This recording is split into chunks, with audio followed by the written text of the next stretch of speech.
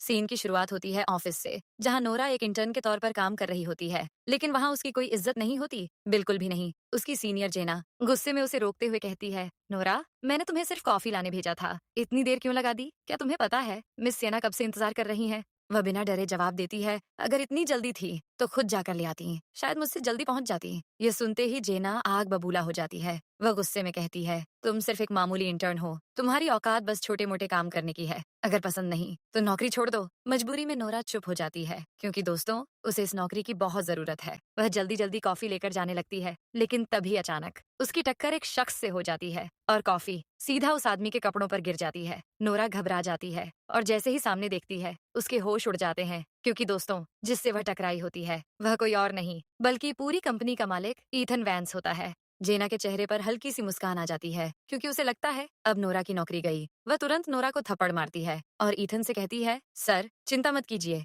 मैं अभी इसी वक्त इसे नौकरी से निकाल देती हूँ। नोरा डर जाती है, उसे लगता है उसकी जिंदगी की आखिरी उम्मीद भी खत्म हो गई। लेकिन तभी ईथन ऐसा फैसला लेता है जिससे सब हैरान रह जाते हैं। ईथन ठंडे लहजे में कहता है, मैं इसकी नहीं, जेना, तुम्हारी बात कर रहा हूँ। बस ये सुनते ही जेना के पैरों तले जमीन खिसक जाती है। ईथन तुरंत एचआर को आदेश देता है, अभी के अभी जेना का कॉन्ट्रैक्ट टर्मिनेट करो। दोस्तों, ये सुनकर पूरा ऑफिस शॉक्ड रह जाता है। अब हमें एक दिन पहले ले चलते हैं, जहां ईथन की जिंदगी में भी शादी को लेकर काफी प्रेशर चल रहा होता है। उसकी दादी ने उसके लिए कई रिश्ते भेजे होते हैं और उसका असिस्टेंट उसे लड़कियों की तस्वीरें दिखा रहा होता है। लेकिन ईथन हर लड़की में कोई ना कोई कमी निकाल देता है, क्योंकि वह साफ कह देता है, मेरी शादी मैं खुद तय करूंगा। इसके बाद सीन शिफ्ट होता है और उसकी दादी एक बड़ा फैसला सुनाती हैं। वह कहती हैं कि उन्होंने ईथन के लिए अपनी पुरानी दोस्त की पोती नोरा को चुना है। दादी भावुक होकर कहती हैं, मरने से पहले मैं बस तुम्हारी शादी होते हुए देखना चाहती हूँ। अपनी दादी की बात सुनकर ईथन आखिरकार हाँ कह देता है। दादी खुश होकर कहती हैं, एंगेजमेंट की सारी तैयारियां शुरू करो और बैंक में रखा करोड़ों का खास रिंग भी निकालो। अब सीन नोरा की तरफ शिफ्ट होता है। नोरा जैसे ही घर पहुंचती है, उसकी जिंदगी का असली दर्द सामने आ जाता है। उसका कमीना बाप उससे पैसे मांगने लगता है। वह गुस्से में चिल्लाकर कहता है, पैसे कहाँ हैं? आज अगर पैसे नहीं दिए तो तुझे नहीं छोड़ूंगा। नोरा रोते हुए कहती है, मेरी पूरी सैलरी तो पहले ही ले चुके हो। जो दादी ने पैसे छोड़े थे वो भी तुम जुए में उड़ा चुके हो। मेरे पास अब कुछ नहीं बचा। लेकिन दोस्तों, उसका बाप इतना गिर चुका होता है कि वह अपनी ही बेटी को वह बेरहमी से कहता है, अगर पैसे नहीं है तो किसी बार में जाकर मुंह काला करके कमाओ। आखिर बच्चे किस लिए होते हैं? माँ बाप का सहारा बनने के लिए। यह सुनकर नोरा का दिल टूट गया। वह रोते हुए कहती है, क्या तुम इंसान भी हो कि अपनी ही बेटी की इज्जत बेचकर पैसे कमाना चाहते हो?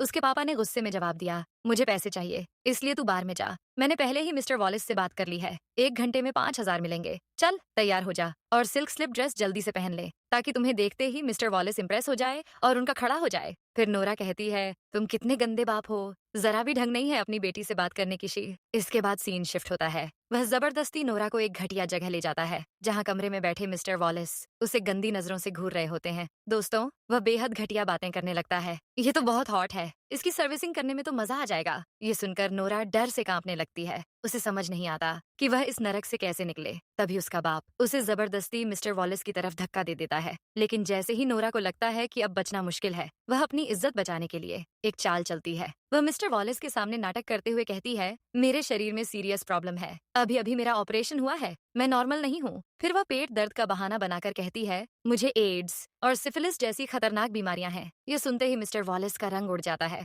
और वह डर कर तुरंत वहां से भाग जाता है। इसके बाद सीन फिर से ईथन की तरफ शिफ्ट होता है। ईथन का असिस्टेंट उसे बताता है कि नोरा कोई लालची लड़की नहीं है, बल्कि उसकी माँ बचपन में ही गुजर गई थी और उसका बाप एक शराबी जुआरी इंसान है। नोरा दिन में नौकरी करती है, रात में पढ़ाई करती है और फिर भी अपने बाप के कर्ज चुकाती रहती है। ये सुनकर ईथन पहली बार अंदर से हिल जाता है। उसे एहसास होता है कि जिस लड़की को वह पैसे की भूखी समझ रहा था, असल में वह तो हालात से लड़ती हुई एक बहुत स्ट्रांग लड़की है। तभी असिस्टेंट ईथन से कहता है, सर, खबर मिली है कि आज रात नोरा को उसका बाप जबरदस्ती एक रेस्टोरेंट ले गया है। यह सुनते ही ईथन का चेहरा बदल जाता है। वह तुरंत वहां जाने का फैसला करता है। इसके बाद सीन शिफ्ट होता है। उधर सिएना अपनी इज्जत बचाने के लिए आखिरी कोशिश कर रही होती है। वह उस कमीने बेवड़े आदमी के सामने झुकने का नाटक करते हुए कहती है, अगर आप मेरे पापा का कर्ज माफ कर दें तो मैं आपकी बात मान लूंगी, लेकिन पहले इस पेपर पर साइन कर दीजिए। दोस्तों, असल में सिएना उसे बेवकूफ बना रही होती है ताकि किसी तरह यहाँ से भाग सके। वो बेवड़ा आदमी पहले तो उसकी बातों में आ जाता है, लेकिन अचानक उसे शक हो जाता है।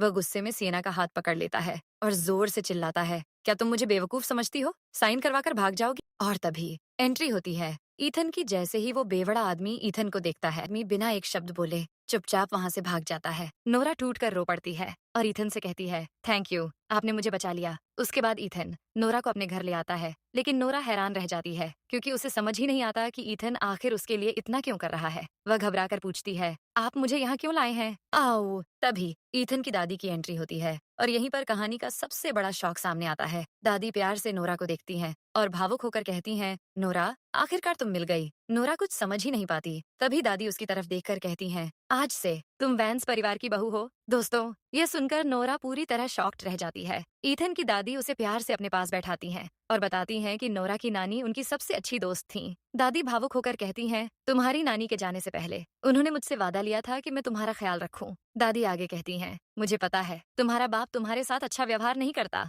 तुमने बहुत तकलीफें झेली हैं। लेकिन तभी नोरा तुरंत बोल पड़ती है, नहीं, मैं ईथन से शादी नहीं कर सकती। वह बहुत घमंडी है और हर किसी को नीचा समझता है। ये सुनते ही ईथन थोड़ा चौंक जाता है और कहता है, मैं कब किसी को नीचा दिखाता हूँ? लेकिन तभी दादी दोनों को डांट देती हैं, बस करो, तुम दोनों बहुत लड़ते हो लेकिन साथ अच्छे लगते हो। और फिर भावुक होकर कहती हैं, अगर तुम दोनों ने शादी के लिए हाँ नहीं की तो मैं शायद जी ही ना पाऊं। दोस्तों, दादी की हालत देखकर नोरा पिघल जाती है। वह तुरंत कहती है, मैं सोचूंगी, लेकिन पहले आप दवा लीजिए। दादी मुस्कुराकर वहां से चली जाती हैं और कमरे में ईथन और नोरा अकेले रह जाते हैं। लेकिन दोस्तों, जैसे ही दादी जाती हैं, ईथन का असली एटीट्यूड वापस आ जाता है। वह ताना मारते हुए कहता है, वाह, बहुत अच्छी एक्टिंग करती हो। कुछ ही मिनटों में मिसेस वैंस बनने का रास्ता साफ कर लिया। ये सुनते ही नोरा को गुस्सा आ जाता है। वह गुस्से में कहती है, तुम सच में बहुत घटिया इंसान हो, किसी के सच्चे इमोशंस भी पहचान नहीं सकते। तभी ईथन उसे एक कार्ड देता है और ठंडे लहजे में कहता है, इसमें 3 मिलियन है, अपने बाप का कर्ज चुका दो और जब दादी ठीक हो जाएंगी तो मैं तुम्हें 1 मिलियन और दे दूंगा। उसके बाद तुम्हारी जिंदगी सेट हो जाएगी। लेकिन नोरा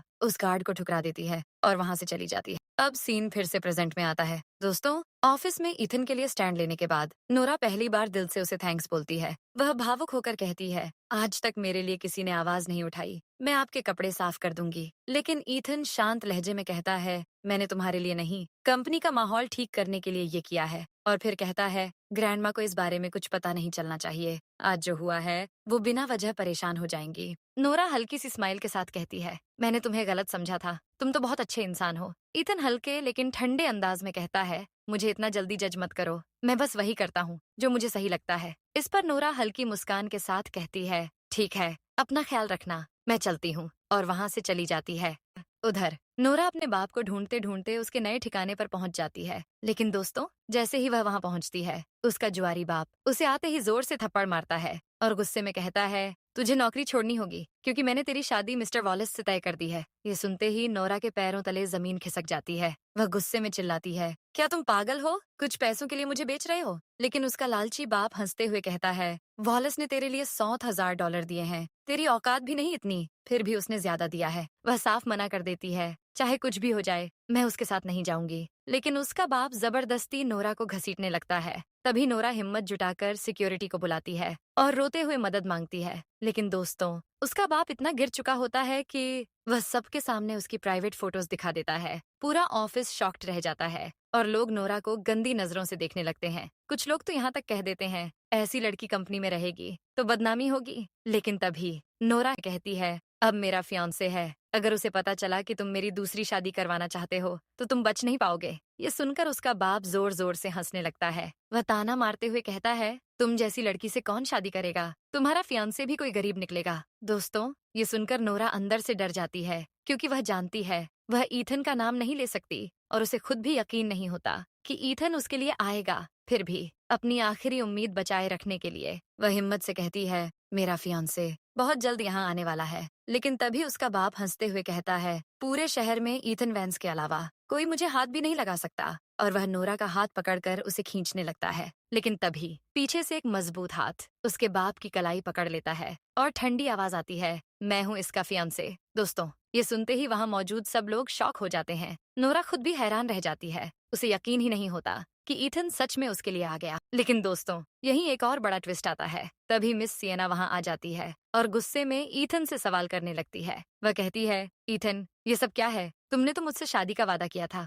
लेकिन ईथन बिना उसकी तरफ देखे ठंडे अंदाज में कहता है, मैंने तुमसे कोई वादा नहीं किया था, वो सब मजाक था। और आगे कहता है, शादी के फैसले फैमिली वाले लेते हैं, तुम्हें मुझसे जवाब मांगने का कोई हक नहीं है। दोस्तों, ये सुनकर मिस सिएना अंदर से जल उठती है, लेकिन ईथन किसी की नहीं सुनता। वह सीधे नोरा का हाथ पकड़ता है और उसे वहां से अपने साथ ले जाता है। नोरा भावुक होकर ईथन से कहती है, आज फिर आपने मेरी मदद की, थैंक यू। फिर वह झिझकते हुए पूछती है, लेकिन आपने सबके सामने फियांसे क्यों कहा? मिस सिएना भी बहुत अपसेट लग रही थी। क्या आपके बीच कुछ है? ईथन साफ साफ कहता है, वो मेरी गर्लफ्रेंड है, हम बचपन से एक दूसरे को जानते हैं। फिर वह नोरा की तरफ देखकर कहता है, हमारा रिश्ता सिर्फ कॉन्ट्रैक्ट तक है, ग्रैंडमा ठीक होते ही सब खत्म हो जाएगा। उसके बाद मैं किसके साथ हूँ उससे तुम्हें कोई फर्क नहीं पड़ना चाहिए। ये सुनकर नोरा चुप हो जाती है, क्योंकि कहीं ना कहीं उसके दिल में ईथन के लिए फीलिंग्स आने लगी थी। लेकिन दोस्तों, नोरा अभी भी सेल्फ रिस्पेक्ट वाली लड़की है। वह खुद को संभालते हुए कहती है, मुझे तुम्हारे पैसे नहीं चाहिए और हमारा रिश्ता वैसा नहीं है जैसा लोग समझ रहे हैं।